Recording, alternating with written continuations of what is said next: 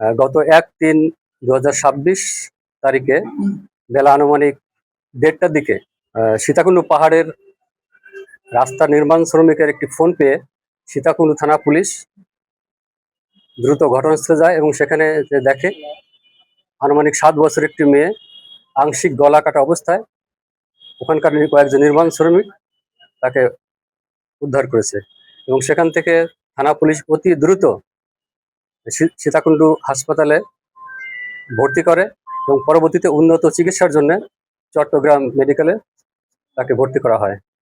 এবং অত্যন্ত দুঃখের বিষয়, আজ সকালে ভিকটিম শিশু মেয়েটি ভোর আনুমানিক 5টার দিকে মারা যায়।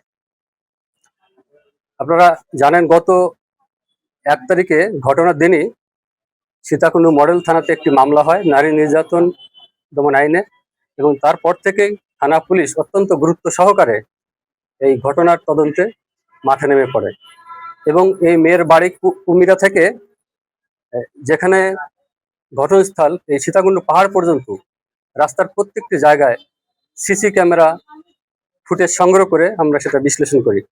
পাশাপাশি প্রযুক্তিগত কিছু সুবিধা নিয়ে আমরা এই ঘটনা তদন্ত শুরু করি এবং এক পর্যায়ে এই ঘটনার সাথে জড়িত মূল অভিযুক্ত বাবু শেখকে আমরা আজকে 12টার দিকে কুমিরা থেকে আটক করেছি। বাবু শেখের বাড়ি স্থায়ী ঠিকানা গোবিন্দগঞ্জ থানার গাইবান্ধাতে।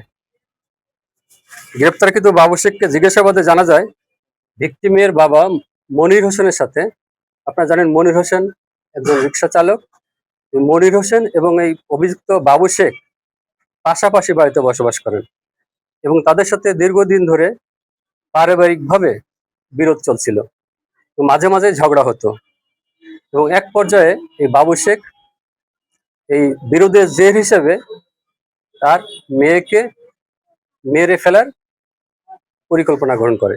সেই পরিকল্পনার অংশ হিসেবে ঘটনার দিন আনুমানিক 9:30টার দিকে মেয়েকে চকলেটের লোভ দেখিয়ে এবং বেড়াতে যাওয়ার কথা বলে বাড়ি থেকে বের করে নিয়ে আসে। প্রথমে তারা কুমিরা থেকে বাস যোগে সীতাকুণ্ড বাস স্ট্যান্ড পর্যন্ত আসে এবং বাস স্ট্যান্ডে নেমে তাকে সীতাকুণ্ড পাহাড়ের ইকো পার্কের গহীন জঙ্গলে নিয়ে যায় এবং সেখানে নিয়ে তাকে প্রথমে ধর্ষণের চেষ্টা করে। মেয়েটি যখন চিৎকার শুরু করে এবং তার বাবাকে বলে দেবে এই ভয়ে চিৎকার শুরু করে, তখন তার মুখ চেপে ধরে।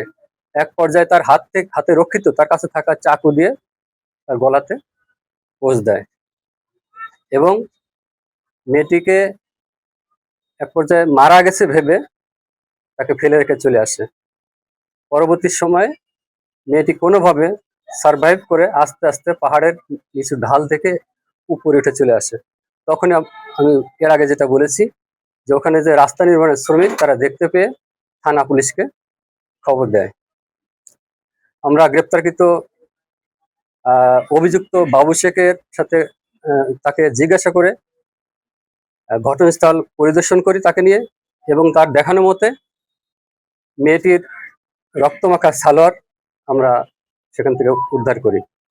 পাশাপাশি মেয়েটিকে চকলেটের লোভ দেখিয়ে বেড়াতে নিয়ে যাওয়ার কথা বলে বাড়ি থেকে যে বের করে নিয়ে আসছে সেই চকলেটও আমরা উদ্ধার করতে পেরেছি। এই ঘটনার সাথে আরো কেউ জড়িত আছে কিনা এ বিষয়ে আমরা তদন্ত অব্যাহত রাখছি এবং গ্রেপ্তারকৃত আসামি বাবু শেখকে পরবর্তী কার্যক্রম গ্রহণের জন্য আমরা শীঘ্রই বিজ্ঞ আদালতে প্রেরণ করব। ধন্যবাদ। শুধুমাত্র পারিবারিক বিরোধের জের ধরেই এবং জানালো আসলে কি কারণে মানে মেয়েরে হত্যা করার মতো পরিকল্পনা? আমরা প্রাথমিকভাবে এতটুকু পেয়েছি, যেহেতু তারা পাশাপাশি বাড়িতে থাকে, পরিবারের বিভিন্ন বিষয় নিয়ে মাঝে মাঝে তাদের সাথে ঝগড়া হতো এবং কোনোভাবে এই বাবু শেখ পরিকল্পনা করেছে যে এই ঝগড়ার কোনো একটা বিষয়ের প্রতিশোধ হিসেবে তার মেয়েকে ঘর থেকে বের করে এনে এই সীতাকুণ্ড পাহাড়ে প্রবেশ করে। আমরা প্রাথমিকভাবে এতটুকু পেয়েছি। বাবু শেখকে কোথা থেকে গ্রেফতার করা হয় এবং বাবু শেখকে থানা পুলিশ গ্রেপ্তার করেছে কুমিরা এলাকা থেকে, কুমিরার কাজীপাড়া থেকে।